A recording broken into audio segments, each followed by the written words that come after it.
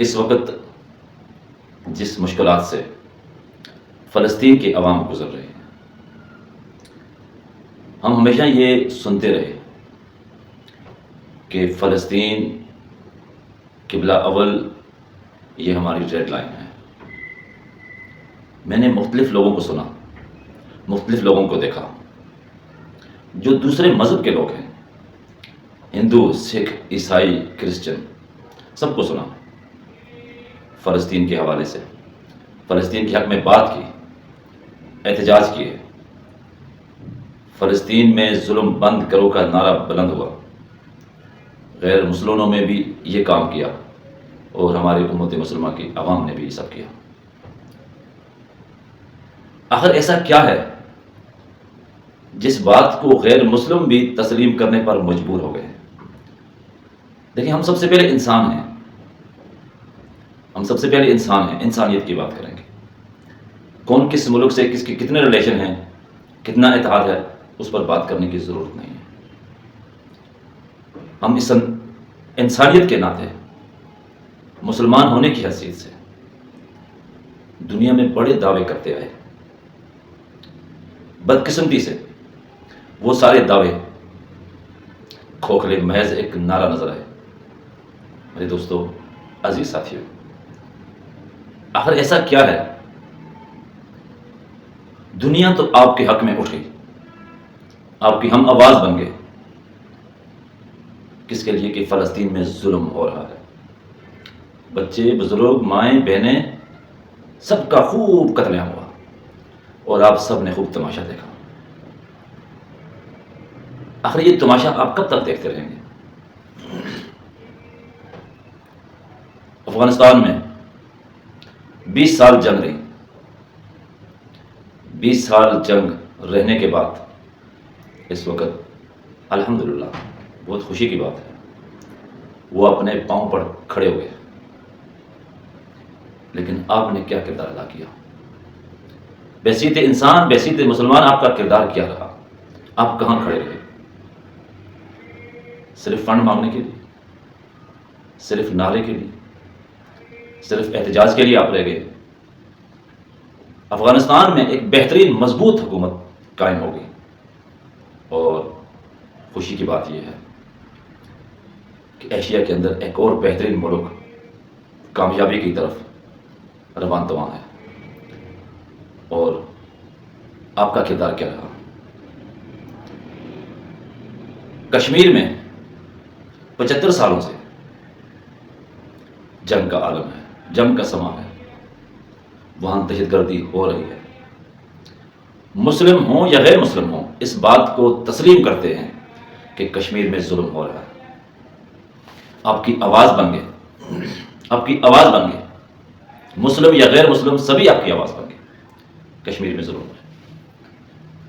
آخر کیا ہے ایسا ہے کہ آپ کشمیر میں کشمیری قوم کو، ماؤں بہنوں کو، ان کا حق دلانے میں آپ ناکام کیوں ہو گئے؟ کچھ تو خامیاں ہیں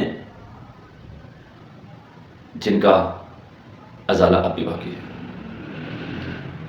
انڈیا کے اندر مسلمانوں پر کتنا ظلم ہو گیا، کتنا طوفان برپا ہوا، کس وجہ سے؟ کہ یہ مسلمان ہیں، اقلیت میں ہیں، ان کو دباؤ، ان کو مارو، ظلم کرو۔ یہ کیا ہے؟ اس کا ذمہ دار کون ہے؟ اسلام اس چیز کی اجازت تو نہیں دیتا کہ کسی بھی مسلم یا غیر مسلم یا کسی بھی مذہب سے کسی کا تعلق ہے اسے نقصان پہنچایا جائے، اس کے گھر بار کو تباہ کیا جائے، یا کہ ان کو قتل کیا جائے۔ دین اسلام تو ایک مسلمان کو اس چیز کی بھی اجازت نہیں دیتا، خون بہانا تو دور کی بات ہے۔ اگر آپ نماز پڑھتے ہیں تو دین اسلام آپ کو اس چیز سے بھی روکتا ہے کہ آپ زیادہ پانی بھی ضائع نہ کریں، زیادہ پانی بھی نہ بہائیں، اس کو ضائع نہ کیا جائے۔ پھر ایک انسان کا خون تو بہت بڑی قیمتی شے ہے، انسان تو پھر اللہ کی تخلیق ہے، اللہ کا بنایا ہوا بندہ ہے۔ پھر کون لوگ ایسے ہیں جو غریب مسلمان ہوں، غیر مسلم ہوں، کسی بھی مذہب مسلک سے ہو ان کا خون بہایا جاتا ہے، آخر اس کا ذمہ دار کون ہے؟ آپ نے دیکھا عراق میں کیا ہوا، اس کا ذمہ دار کون ہے؟ ایک طوفان برپا ہوا، ان کی ایک اپنے ملک کی بہترین قیادت کو توڑا گیا، ان کو مارا گیا، جیلوں میں بھیجا گیا، ان کے لیڈران کو تخت دھار پر لٹکا دیا۔ ذمہ دار کون ہے؟ کیا آپ ہر بار جلتی ہوئی آگ کا تماشا کریں گے؟ کیا آپ ہر بار جلتی ہوئی آگ کو دور سے بیٹھ کے سینکیں گے؟ کبھی اس جلتی ہوئی آگ کو آپ خود بھی محسوس کریں، اگر ایک چنگاری آپ کی طرف آ گئی تو آپ کا کیا حال ہوگا؟ کون ہے یہ ایسا شخص؟ کون ہے وہ جو پوری دنیا میں بدماشی کرنا چاہتا ہے؟ کون ہے وہ شخص جو اپنا سکہ منوانا چاہتا ہے؟ پھر آپ تو ٹھہرے مسلمان، آپ نے تو اللہ رسول کی حکم کے مطابق چلنے کا تو عہد لیا تھا، آپ نے تو یہ عہد لیا تھا کہ ناخون مسلم ہو یا غیر مسلم ہو اس کا نہیں بہایا جائے گا، ہم ازالہ کریں گے۔ پھر آپ کہاں رہ گئے؟ کہ آپ کو کوئی پوچھنے والا نہیں ہے؟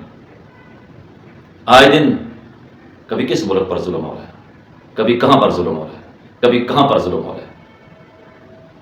برما میں کیا ہوا؟ آپ چپ رہے۔ تاریخ کا بدترین سیاہ دور گزرا برما میں، مسلمانوں کو گاجر مولی کی طرح کاٹا گیا۔ آخر کون تھا اس کے پیچھے؟ اور آپ کیوں خاموش رہے؟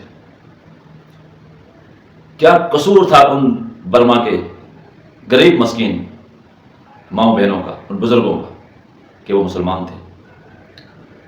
اتنا ظلم ہوا کہ تاریخ نے گوشت کی، انسانوں کی گوشت کی منڈی کو دیکھا، آپ خاموش رہے۔